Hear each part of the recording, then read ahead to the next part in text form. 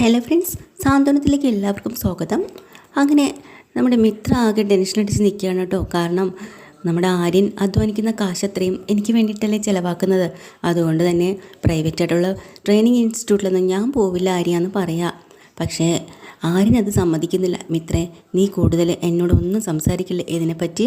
പിന്നെ നിൻ്റെ ആഗ്രഹമല്ലേ പോലീസ് ആവണമെന്ന്. എനിക്ക് ഒരാഗ്രഹമുണ്ട്, നിന്നെ ആ ഒരു ആഗ്രഹത്തിലേക്ക് എത്തിക്കണമെന്ന്. ഞാൻ നിനക്ക് വാക്ക് തന്നിട്ടില്ലായിരുന്നോ എത്തിക്കുമെന്ന്? അതുകൊണ്ട് ഞാൻ എത്രയൊക്കെ കഷ്ടപ്പെട്ടാലും ഇനി കടം വാങ്ങിച്ചാണെങ്കിലും നിന്നെ ഞാൻ ആ ലെവലിൽ കൊണ്ട് എത്തിക്കും ഇത്രേ. അതെൻ്റെ ഒരു ആഗ്രഹമാണ്. നീ ആഗ്രഹിക്കുന്ന പോലെ എനിക്കും ആഗ്രഹങ്ങളൊക്കെ ഇല്ലേ? പറ. ഇല്ലേ? ആ ഉണ്ട്. എന്നാലും ആര്യ, എന്നാലും ഇല്ല. ഇനി ചിലപ്പോൾ കുറച്ച് കാശൊക്കെ കടം വാങ്ങേണ്ടി വരും. അതൊന്നും കുഴപ്പമില്ല. നമ്മളിപ്പോൾ ഈ കഷ്ടപ്പെട്ടാലും നാളെ നമുക്കതിൻ്റെ ഫലം കിട്ടുമല്ലോ മിത്രേ. അതുകൊണ്ട് നീ വിഷമിക്കേണ്ട കാര്യമില്ല.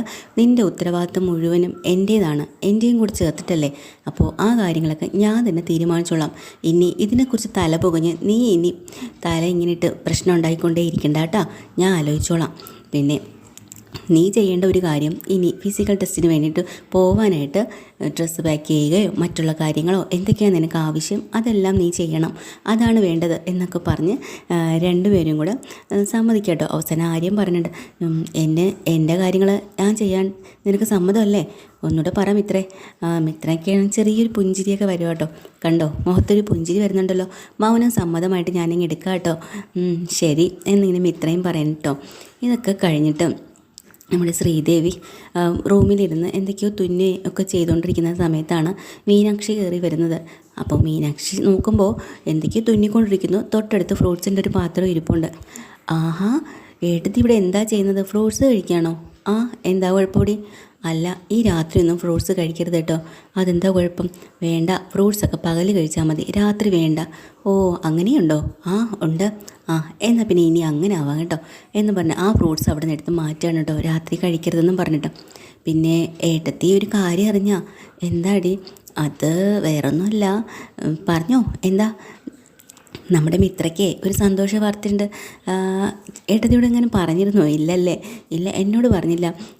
അത് വേറൊന്നുമല്ല. അവൾക്ക് മറ്റേ പോലീസ് ടെസ്റ്റിൻ്റെ ഫിസിക്കൽ ടെസ്റ്റിന് വേണ്ടിയിട്ട് അതിന് വേണ്ടിയിട്ടുള്ള പേപ്പർ വന്നിട്ടുണ്ട്. ആണോ? ദൈവമേ, എന്നിട്ട് കള്ളി അവൾ എന്നോടൊരു വാക്ക് പറഞ്ഞില്ലല്ലോ. അവൾ ആരോടും പറഞ്ഞില്ല ഏട്ടത്തി? ആരോടും പറയാതെയാണോ മീനാക്ഷി ഈ കാര്യം അറിഞ്ഞത്? അതെ, അവൾ അറിയാണ്ട് വായിന്ന് വീണതാ, അല്ലാതെ എന്നോട് പറയാൻ വേണ്ടിയിട്ടല്ല കേട്ടാ. പിന്നെ ആര്യം പറഞ്ഞു ഇത്രേ ആരോടും പറയണ്ടാന്ന്. അതുകൊണ്ട് ആരോടും പറയാതിരുന്നത്. പിന്നെ ഞാൻ പറഞ്ഞൊന്നും ഏട്ടത്തി പറയല്ലേ. അതൊക്കെ കുഴപ്പമില്ല. ഇനിയിപ്പോൾ എന്തായാലും ഞാൻ അറിഞ്ഞല്ലോ. പക്ഷേ എന്താ പക്ഷേ? ഇനിയിപ്പോൾ പോലീസ് ട്രെയിനിങ്ങിനൊക്കെ പോകുമ്പോഴേ ഇവിടെ അച്ഛനറിയില്ലേ? അച്ഛൻ പ്രശ്നം ഉണ്ടാക്കില്ലേ? അതാണ് കുഴപ്പം.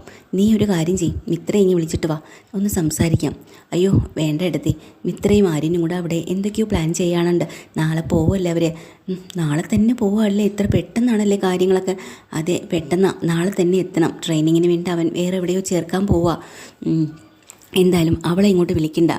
പക്ഷേ ഒരു കാര്യമുണ്ട്, ബാലച്ചൻ എന്തായാലും പ്രശ്നം ഉണ്ടാക്കും. അന്ന് തന്നെ ഇവിടെ എന്തൊക്കെ ഗുലുമാല ഉണ്ടാക്കി വെച്ചത് അത് ശരിയാ. പക്ഷേ ഇന്നും അതുപോലെ അച്ഛൻ പ്രശ്നം ഉണ്ടാക്കും. ഇനിയിപ്പോൾ എന്താണ് ചെയ്യേണ്ടത്? അപ്പോഴാണ് മീനാക്ഷി പറയാം, ഏട്ടത്തി, അച്ഛനെ അനുനയിപ്പിക്കാൻ വേണ്ടി ഒരു കാര്യമുണ്ട്.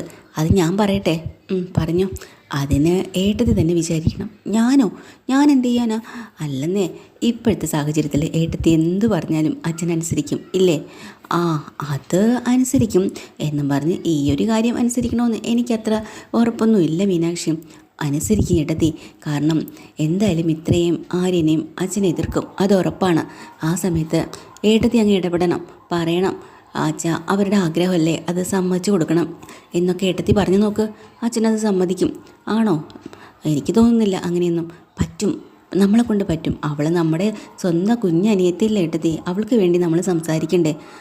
അത് ശരിയാ, നോക്കട്ടെ ആ സമയത്ത് എന്താന്ന്, അതുപോലെ നമുക്ക് അപ്പോഴും സംസാരിക്കാം എന്നും പറഞ്ഞിട്ട് മീനാക്ഷി ശ്രീദേവിയും കൂടെ അതിനെക്കുറിച്ച് ആലോചിക്കണം കേട്ടോ. അപ്പോഴാണെങ്കിൽ അപ്പുറത്തെ റൂമിലിരുന്ന് നമ്മൾ അനുമോളാകെ ടെൻഷൻ പിടിച്ചിരിക്കുകയാണ്. കാരണം ദേഷ്യം അലോകിനോട് നുടക്കിയിട്ട് വന്നതുമില്ല.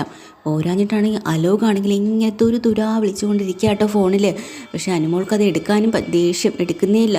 സഹി കെട്ട് അവസാനം അനുമോൾ അത് എടുക്കുകയാണ് ഫോണ്. എന്നിട്ട് ചോദിക്കുന്നുണ്ട്, എന്താടാ വേണ്ടത് നിനക്ക്? നീ എന്തിനാ ഇപ്പം എന്നെ വിളിച്ചത്? അനുമോളെ, നീ എന്തിനാ ഇങ്ങനെ ഫോൺ എടുക്കാതിരിക്കുന്നത്? നിന്നെ കണ്ടില്ലെങ്കിലേ ഞാൻ ചത്ത് കളയും.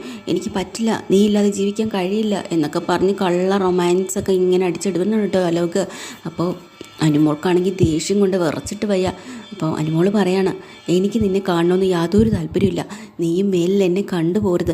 നമ്മളിതെല്ലാം എല്ലാ ബന്ധങ്ങളും അവിടെ വെച്ച് അവസാനിപ്പിച്ചിട്ടാണ് ഞാൻ ഇങ്ങോട്ട് വന്നത്. അതുകൊണ്ട് ഇനി എന്നെ ഫോണിലേക്ക് പോലും നീ വിളിച്ചേക്കരുത്. നിന്നെ കാണുന്നത് എനിക്ക് അറപ്പാണ്. നിൻ്റെ മുഖം കാണുന്നത് മാത്രമല്ല, നിൻ്റെ ശബ്ദം കേൾക്കുന്നത് പോലും എനിക്കിപ്പോൾ അറപ്പായി. അതുകൊണ്ടാണ് ഞാൻ നിൻ്റെ ഫോൺ പോലും അറ്റൻഡ് ചെയ്യാത്തത്. മേലിൽ എൻ്റെ ഫോണിലേക്ക് വിളിച്ചാലുണ്ടല്ലോ. അപ്പോൾ ഉടനെ അലോക് പറയാം, അനു അങ്ങനെ ഫോൺ വയ്ക്കല്ലേ. എനിക്ക് നീ ഇല്ലാതെ ജീവിക്കാൻ പറ്റില്ല അനു. ഞാൻ ചത്ത് കളയും. നീ പോടാ, നീ പോയി ചാവടാ. എന്തിനാടാ നീ ജീവിച്ചിരിക്കുന്നത്? അനു അങ്ങനെ പറയരുത്. നാളെ ഞാൻ അങ്ങോട്ട് കയറി വരും. എങ്ങോട്ട് കയറി വരുമെന്ന്? ഞാൻ ദേവമംഗലത്തിൽ കയറി വരും നിന്നെ കാണാൻ. നീ ഇങ്ങോട്ട് കയറി വാടാ. നിൻ്റെ കാല് ഞാൻ വെട്ടിയിടും ഇവിടെ. ഇല്ല, നീ ഒന്നും ചെയ്യില്ല. നിന്നെ കാണാതെ എനിക്ക് ഒരു നിമിഷം ജീവിക്കാൻ പറ്റില്ല അനുമോളെ. ഞാൻ വരും. നാളെ എന്നൊരു ദിവസമുണ്ടെങ്കിൽ ഞാൻ നിന്നെ കാണാൻ അങ്ങോട്ട് കയറി വരും. കാണിച്ചു തരാം ഞാൻ കണ്ടിട്ട് പോളടി എന്നും പറഞ്ഞുകൊണ്ട് അലോക് അങ്ങനെ ഫോണിൽ കൂടെ വച്ചിട്ട് പോടാ, കയറി വാടാ, നിനക്കുള്ളത് ഞാൻ കാണിച്ചു തരാടാന്ന് പറഞ്ഞ് അനുമോളും ഫോണ് കെട്ടിയാണ് കേട്ടോ.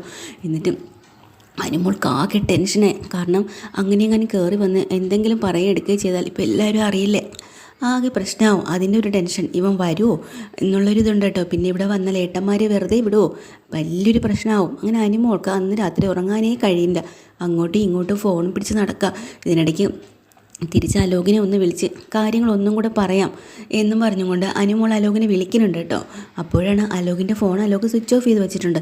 കാരണം ഇവളിങ്ങനെയൊക്കെ പറഞ്ഞതിൻ്റെ ദേഷ്യം. ഇനി ഒരു പക്ഷേ അവളെ തിരിച്ച് വിളിച്ചാലും ഈ ഫോൺ എടുക്കാൻ പാടില്ല, ആ രീതിയിലാണ് ചെയ്തു വച്ചേക്കുന്നത്. അതെല്ലാം കഴിഞ്ഞ് ശ്രീദേവിയാണെങ്കിൽ അങ്ങനെ ഈ റൂമിനിരിക്കുന്ന സമയത്ത് രാത്രി ജോലിയൊക്കെ കഴിഞ്ഞിട്ട് ആനന്ദ് വരികയാണ് കേട്ടോ. ആനന്ദിനെ കാണുമ്പോൾ ദേവിക്ക് നല്ല സന്തോഷമാവാണ്. പോരാഞ്ഞിട്ട് ആനന്ദിൻ്റെ കയ്യിൽ നല്ലൊരു ഗിഫ്റ്റും കൂടെയുണ്ട്. അതും കൂടെ കാണുമ്പോൾ ദേവിക്ക് ഭയങ്കര സന്തോഷമാവും കേട്ടോ. അപ്പം തന്നെ ദേവി ചോദിക്കുകയാണ്, ഇതെന്താ കൊള്ളാലോ, നന്നായിട്ടുണ്ടല്ലോ എന്ന്. എടി ഇതൊരു തൊട്ടിലാണ് ഞാൻ വാങ്ങിയത്. തൊട്ടിലോ? എന്ത് രസമാണ് കാണാനായിട്ട്. എന്താ ഇപ്പോൾ വാങ്ങിയെന്നൊക്കെ ചോദിക്കാം കേട്ടോ. ഞാൻ ഒരാവശ്യമായിട്ടൊരു കടയിൽ ചെന്നതാണ് കേട്ടോ. അവിടെ ഇതിരിക്കുന്ന കണ്ടപ്പോൾ എനിക്കങ്ങ് ഇഷ്ടമായി. നല്ല ക്യൂട്ടായിട്ടുള്ളൊരു സാധനം. എന്തായാലും നമുക്ക് എന്നാലും ഇത് വേണമല്ലോ. ഇപ്പം തന്നെ അത് വാങ്ങിച്ചേക്കാമെന്ന് കരുതിയിട്ടാണ് ഞാനിത് വാങ്ങിയത്. അയ്യോ എന്ത് രസം ആനന്ദേട്ടാ, നല്ല ഭംഗിയുണ്ട് കാണാൻ. എനിക്ക് ഒത്തിരി ഇഷ്ടമായി. നമുക്ക് ഇവിടെ എവിടെയെങ്കിലും ഇട്ടാലോ?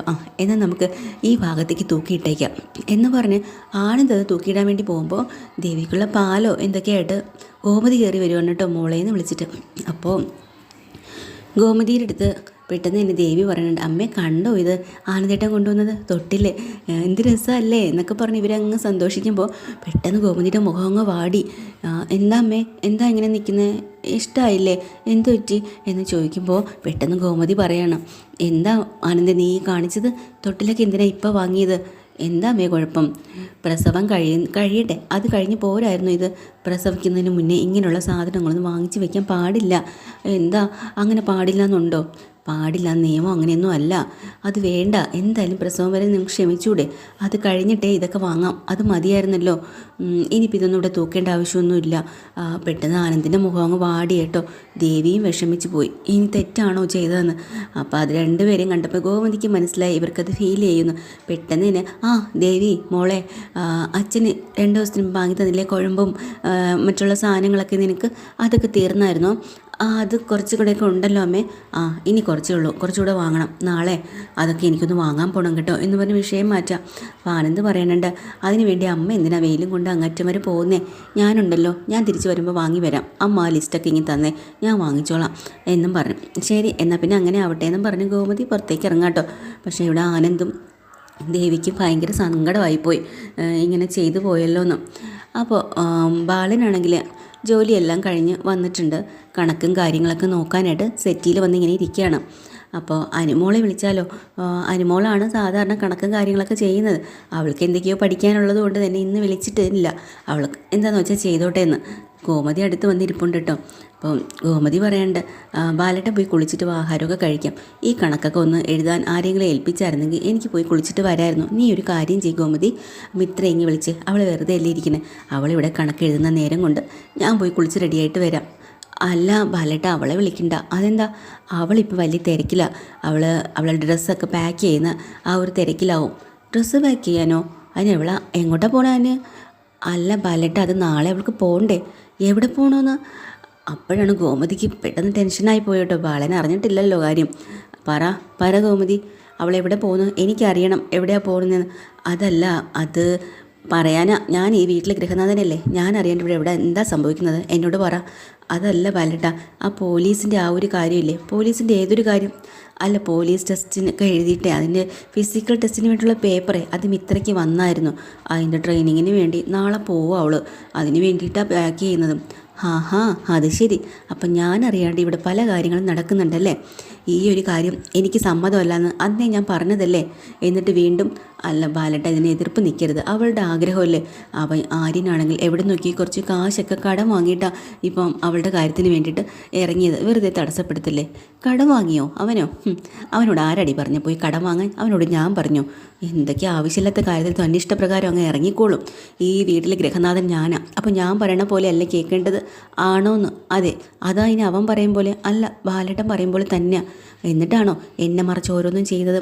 അവൻ ഇന്നാളൊരു ദിവസം എന്നോട് വാക്ക് തന്നിരുന്നു. നീ ഓർമ്മയുണ്ടോ? അന്നത്തെ പ്രശ്നത്തിൽ അവളെ IPS ആക്കുമെന്നു. എന്നിട്ടിപ്പോൾ IPS ആക്കാനാണോ അവൻ കൊണ്ടുപോകുന്നത്? അല്ല, പോലീസുകാരി. അത് കൊള്ളാം, നന്നായിട്ടുണ്ട്. അപ്പോൾ പറഞ്ഞ വാക്ക് പാലിക്കാൻ അവന് പറ്റിയില്ല. അവനെ നശിച്ചു. ഇനി ആ പാവം പിടിച്ച പെങ്കൊച്ചിനെ കൂടെ എന്തിനടി നശിപ്പിക്കുന്നത്? അതൊരു ബുദ്ധിയും ഒക്കെ ഉള്ളൊരു പെങ്കൊച്ച. അതിനെ ഈ രീതിയിലാക്കാൻ ഞാൻ സമ്മതിക്കത്തില്ല. അയ്യോ ബാലട, അങ്ങനെ പറയല്ലേ. എടി, അവനെ ഞാൻ എത്രമാത്രം ആഗ്രഹിച്ച അവനൊരു IAS കാരനാവണമെന്ന്. അവനായോ? അവനിപ്പോൾ ഏത് നിലയിലാണ് എത്തിയിരിക്കുന്നത്? അവന് ഒരു കഴിവും മണ്ണാങ്കട്ടയും ഇല്ല. എന്നിട്ട് പാവം പിടിച്ച പെങ്കുച്ചിനെ കൂടെ നശിപ്പിക്കാൻ ഞാൻ സമ്മതിക്കില്ല. ബാലേട്ട, അങ്ങനെ പറയരുത്. ആരിന് കഴിവൊക്കെ ഉണ്ട്. എന്താടി ഉള്ളത്? അവൻ നന്നായിട്ട് പാട്ട് പാടും. പാട്ട് പാടും. പിന്നെ നീ കേട്ടിട്ടുണ്ടോ അവൻ പാടുന്നത്? ഞാൻ ചിലപ്പോഴൊക്കെ കേട്ടിട്ടുണ്ട്. അവനെ ആ വഴിക്ക് വിട്ടിരുന്നെങ്കിൽ അങ്ങനെയെങ്കിലും അവൻ രക്ഷപ്പെട്ടു പോയേനായിരുന്നു. ഇതിപ്പോൾ അതുമില്ല. അവനപ്പോൾ യേശുദാസ് ആവോ? യേശുദാസ് ആവോന്ന് പറ. യേശുദാസൊന്നും ആയില്ലെങ്കിലും അവന് നന്നായിട്ട് പാടാൻ കഴിയും. അവൻ നല്ല പാട്ടുകാരനാണ്. ആവും. അവൻ ഇനിയിപ്പോൾ പാട്ടും ആ വഴിക്ക് അവൻ പോകണ്ട. ഇനിയിപ്പോൾ അതിൻ്റെ പേരും പറഞ്ഞ് അവൻ നന്നാവേ വേണ്ട. അവന് ഞാൻ ആഗ്രഹിച്ചതുപോലെ അവനായിട്ടില്ലെങ്കിൽ ഇനി ആവണ്ട, അത്രയേ ഉള്ളൂ എന്നൊക്കെ പറഞ്ഞിട്ട് ബാലൻ കുറേ അവിടെ ഇരുന്നുകൊണ്ട് പറയാം കേട്ടോ. ശരിക്കും അപ്പോഴാണ് ദേവിയും മീനാക്ഷിയും കൂടെ അങ്ങോട്ട് വരുന്നത്. എന്നിട്ട് അച്ഛ, എന്താ അച്ഛാ ഇങ്ങനെയൊക്കെ പറയുന്നത്? അവരുടെ ആഗ്രഹമല്ലേ. അത് ശരി, നിങ്ങളെല്ലാവരും കൂടെ ഒത്തു കളിക്കുക, എന്നിട്ട് എന്നെ ഒറ്റപ്പെടുത്തിയിട്ട് ഒത്തൊരുമയോടെ അങ്ങ് ചെയ്യാമെന്ന് വിചാരിച്ചില്ലേ? അങ്ങനെയല്ല അച്ഛാ, വേറൊന്നും കൊണ്ടല്ല. ഞാനൊരു കാര്യം ചോദിക്കട്ടെ?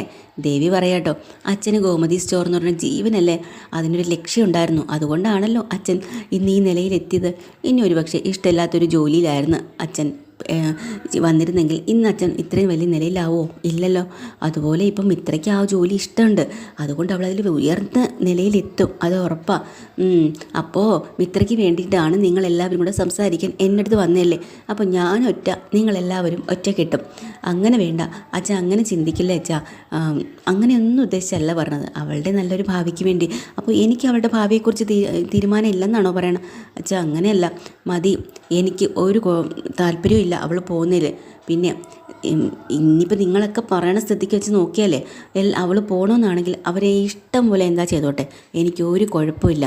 അവൻ അവളെയും കൊണ്ട് എന്ത് വേണം ചെയ്തോട്ടെ. പക്ഷേ നിങ്ങളൊരു കാര്യം മനസ്സിലാക്കണം, മിത്ര നന്നാവണമുണ്ടല്ല ഞാനിങ്ങനെ പറയുന്നത്. അവളെ ഈ വെയിലത്തും പൊടിയും അതുമൊക്കെ അടിച്ചിട്ട് അവളങ്ങ് ക്ഷീണിച്ച് പോവും. പോലീസ് ജോലി ഭയങ്കര കഠിനമാണ്. അതുകൊണ്ടാണ് ഞാനിങ്ങനെയൊക്കെ പറയുന്നത്. പിന്നെ അവരെ ഇഷ്ടം അതാണെങ്കിൽ എന്താണെന്ന് വെച്ചാൽ ആയിക്കോട്ടെ, എനിക്കൊന്നും പറയാനില്ല. പിന്നെ ഗോമതി, നേരം വെളുത്തിട്ട് പോവാൻ നേരത്ത് അച്ഛാ അനുഗ്രഹം വേണമെന്നും പറഞ്ഞ് എൻ്റെ കാലി വീഴാൻ വേണ്ടി വന്നാലും എൻ്റെ സ്വഭാവം മാറും. രണ്ടെണ്ണത്തിനെയും എൻ്റെ കണ്ണ് മുന്നിൽ കണ്ടുപോകരുത്. എവിടെയെന്ന് വെച്ചാൽ അവർക്ക് പോവാം, ഇറങ്ങിപ്പോവാം, എന്താ ചെയ്യാം, എൻ്റെ അടുത്തേക്ക് വന്നേക്കില്ലെന്ന് പ്രത്യേകം പറഞ്ഞേക്കണം എന്നും പറഞ്ഞുകൊണ്ട് അവിടെ നിന്ന് ഇറങ്ങി ബാലൻ മുറിയിലേക്ക് പോകണം കേട്ടോ. ഇവർ അനുനയിപ്പിക്കാൻ വന്ന ദേവിയും മീനാക്ഷിയും കൂടെ ഗോമതിയെ നോക്കി ഇങ്ങനെ അന്തം വിട്ട് തന്നെ ഇരിക്കുന്നുണ്ട്. എപ്പിസോഡ് ഡീറ്റെയിൽഡ് എപ്പിസോഡുമായിട്ട് വീണ്ടും വരാൻ. ചാനൽ ഇഷ്ടമായി ലൈക്ക് ചെയ്യുക, സബ്സ്ക്രൈബ് ചെയ്യുക. Thank you.